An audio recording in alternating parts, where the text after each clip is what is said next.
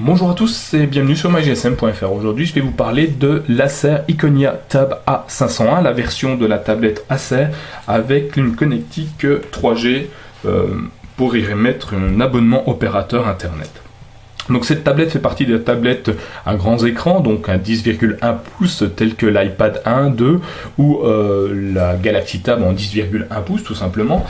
C'est un produit qui est, on va dire, très complet puisqu'on y a rajouté un port USB, un port HDMI, donc certaines tablettes n'ont pas, ce qui peut faire un peu défaut à ces produits-là.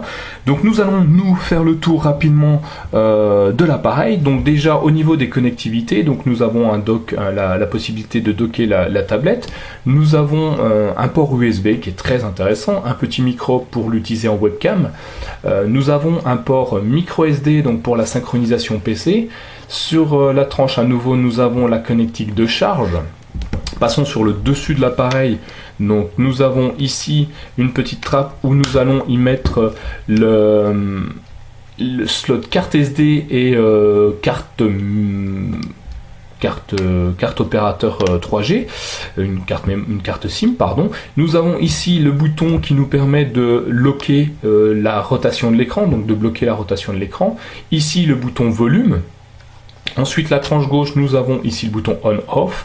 Nous avons le jack 3.5 pour y connecter une oreillette, un kit piéton, une enceinte et un port mini HDMI. Voilà, sur les tranches du produit, c'est tout. À l'arrière, nous avons un produit assez joli, comme vous pouvez le constater, qui est très très intéressant. Un appareil photo et ici un flash. Donc c'est tout sur l'arrière du produit, à part les deux petites enceintes donc pour le son stéréo du produit. Voilà, sur le produit en lui-même, c'est tout. À l'avant, nous n'avons rien. C'est le cas de le dire. Nous avons aucun bouton visible, à part la webcam qui est juste là, enfin l'appareil photo qui est juste ici, qui nous permet de nous prendre, l'utiliser en webcam justement du produit. Donc l'écran, comme je vous l'ai dit, fait 10,1 pouces. On a donc un écran qui est en 16 dixièmes, donc assez intéressant au niveau des lectures vidéo surtout, ou internet. C'est un écran défini en WXGA, multitouche, en LCD TFT, donc un produit assez intéressant au niveau de la lisibilité de l'écran. Alors comme vous pouvez le voir, le problème c'est que ça brille énormément quand on est à la lumière, donc un peu illisible en pleine lumière, mais bon, on s'y fait et en même temps on va pas utiliser notre tablette en marchant, donc on peut s'abriter du soleil à ce moment-là. Donc la taille de la tablette est assez intéressante aussi puisqu'elle est définie en 260 par 177 sur 13,3 mm d'épaisseur. Donc c'est un produit qui en main est quand même assez intéressant comme vous pouvez le constater. Par contre un peu lourd, elle fait 777 grammes, donc c'est quelque chose qui pèse son poids. Donc sur une journée dans un sac, ça peut commencer à la fin de journée être un peu lourd, je pense. Donc comme je vous l'ai dit tout à l'heure, c'est équipé 3G, 3G+, donc UMTS, HSPA+, donc c'est une tablette qui est vraiment complète, qui nous permet de nous balader un peu partout avec elle et de pouvoir se connecter à internet vraiment dans tous les coins. Elle est équipée d'un processeur Nvidia Tegra cadencé en 1 GHz, c'est un double cœur, donc ce qui va lui donner une fluidité assez intéressante au niveau de l'utilisation. Vous voyez, il n'y a pas trop de lag. En même temps, je ne l'ai pas trop surchargé pour le moment.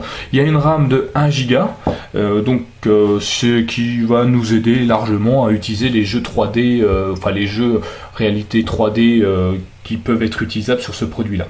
Donc le produit, comme je vous l'ai dit aussi, on peut l'upgrader en mémoire puisqu'il a un slot carte micro SD, donc c'est assez intéressant, on peut monter jusqu'à 32 Go. J'ai pas essayé la 64, donc vous me redirez pour ceux qui possèdent cette tablette déjà. Et puis voilà, donc c'est un produit qui fonctionne sous Android, donc en version Honeycomb, donc la version Android spéciale tablette, donc qui est assez déroutant pour ceux qui viennent de la téléphonie mobile avec les Gingerbread, les versions Froyo ou Éclair qu'on peut avoir sur le téléphone, puisque plus de boutons en bas, ils sont définis en tactile sur le bas de l'écran cette fois, et ils sont un peu différents de nos boutons sur les téléphones. Mais on s'y fait très très vite, je vous rassure.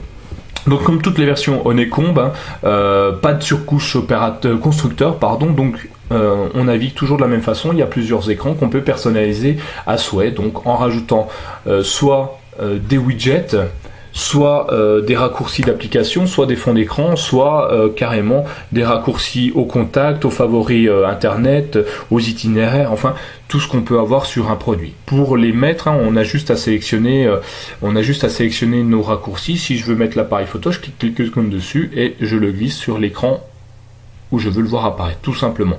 Donc on peut faire très simplement ceci. Voilà, donc très facile d'utilisation. En bas, nous avons 3 boutons. Donc un bouton qui nous permet d'ouvrir les tâches actives, les applications qui ont été ouvertes dernièrement. L'application qui nous permet de revenir au bouton, à la page principale, le bouton Home, et puis revenir en arrière donc d'un état. Donc si vous êtes dans un sous-répertoire, vous pourrez revenir au répertoire principal juste en cliquant ici. En bas à droite, vous avez l'heure, le réseau, la batterie. Donc en cliquant dessus, ça s'ouvre un peu plus gros pour être un peu plus précis. Comme ça, on a la date. Et ici, nous avons accès à tous les réglages rapides du produit, donc passer du mode avion en Wi-Fi, augmenter la luminosité et la diminuer, les notifications, les activer ou pas, et puis les paramètres globaux du téléphone qu'on retrouve. On retrouve donc les mêmes que sur un téléphone, donc sans filet réseau, le son, les localisations de sécurité, le stockage, et puis sur le côté, vous avez toutes les applications liées aux paramètres que vous avez sélectionnés. Voilà, tout simplement. Donc on revient en arrière toujours avec le bouton Home. Au-dessus de l'appareil, on a accès aux applications directement ou au rajouter les widgets. Donc ce que j'ai fait en appuyant longtemps tout à l'heure sur l'écran, on y a accès directement par le bouton plus. Donc les applications, nous voici sur les applications donc qui vont être rangées par toutes ou les dernières téléchargées. Vous pourrez les réorganiser comme vous le souhaitez par la suite.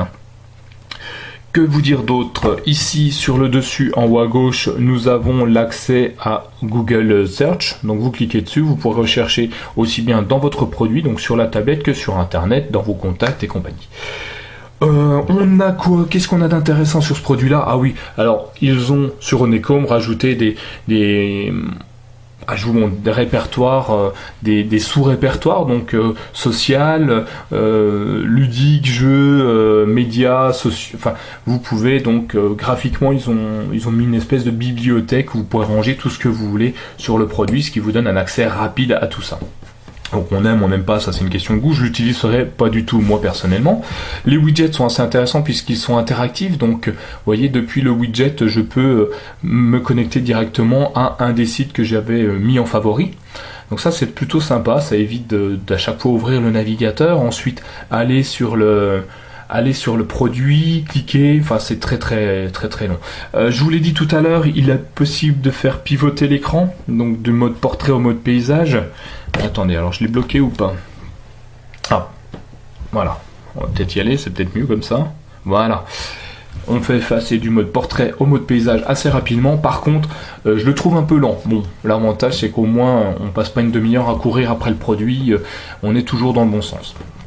Voilà. Que dire d'autre sur ce produit? Ah oui, le navigateur, comme vous pouvez le constater, c'est un navigateur par onglet, donc très pratique, on retrouve sur Opera, sur Safari maintenant, ça évite s'embêter à ouvrir plusieurs pages, à zoomer, dézoomer pour pouvoir voir où on en est sur les différents sites, donc c'est vraiment très pratique ce système d'onglets, à essayer, c'est vraiment très intéressant. Je voulais vous parler un petit peu du clavier, puisque c'est quand même super intéressant d'avoir un vrai clavier AZERTY qui est quand même assez fluide, donc on tape directement, il réagit plutôt bien, sans vraiment faire d'effort, on arrive à taper son texte très rapidement. On a un market, comme tous, donc le raccourci est là, donc c'est le même market que vous pouvez avoir sur comment ça s'appelle, sur un téléphone, sauf qu'il va être plus différent, défini différemment, donc la page d'accueil est plus jolie je trouve. Après forcément on a plus de place, avec au-dessus la possibilité de scroller sur les différentes applications mises en avant. Ici on a le top payant, on a le top gratuit, le choix de l'équipe, donc ce qu'on retrouve simplement sur nos markets du téléphone, sauf que on a une visibilité plus grande et les catégories qui sont directement accessibles ici, donc c'est quand même sympathique, ça va beaucoup plus vite pour trouver quelque chose. Donc on a toujours le bouton de recherche au-dessus qui nous permet d'accéder à ce qu'on recherche plus vite qu'en cherchant un par un. On revient en arrière à nouveau ici. On a la possibilité donc de synchroniser aussi nos emails. Alors je l'ai fait avec Gmail tout à l'heure. Je vais vous montrer, Gmail. Il faut juste que je vous retrouve Gmail. Qu'est-ce que j'en ai fait? Gmail, le voici, tac, je clique dessus. Donc voilà, l'application Gmail nous permet de recevoir nos emails. Donc sur la partie gauche, nous avons l'intitulé, l'objet du texte du mail, et ici nous avons la personne qui nous l'a envoyé. Et quand il y a une pièce jointe, la pièce jointe, attendez, je vais vous trouver, voilà, avec du texte. Donc on peut lire très facilement le produit, c'est vraiment très sympa. Je vais vous montrer le multitouche aussi au niveau des photos. Donc on va aller dans application, dans galerie. Je vais prendre une photo, voilà, celle-ci. Donc on peut zoomer sur la photo très facilement. Alors là je suis en cloud, alors hop, on va zoomer. Donc on peut zoomer, après la photo n'est pas forcément de bonne qualité, mais on peut zoomer dessus très facilement. Je vais en prendre une qui sera de meilleure qualité, un fond d'écran. On va vous trouver quelque chose de sympathique. Tac, on ouvre, voilà, on va aller regarder l'œil du haut. Voilà, on zoome, c'est vraiment très très sympa. On a un produit qui est vraiment fluide. Donc on navigue de photo en photo, de gauche à droite, comme tous les produits maintenant. Et puis voilà, donc on a un produit qui est vraiment très très sympa. Si c'est votre première tablette, ça va être intéressant. Alors après, est-ce que la 3G est obligatoire ou pas? C'est à vous de choisir, en sachant que moi c'est une tablette qui reste à la maison, sur le bureau. Donc la 3G ne me sert à rien. D'ailleurs, vous avez pu le constater, je n'ai pas mis de carte SIM 3G dans le produit. Les widgets, on peut les déplacer. Je finis avec ça. On appuie quelques secondes dessus, on les déplace. On peut le mettre à la corbeille très facilement. Je ferai un petit tuto là-dessus. Voilà, c'était Nicolas pour mygsm.fr.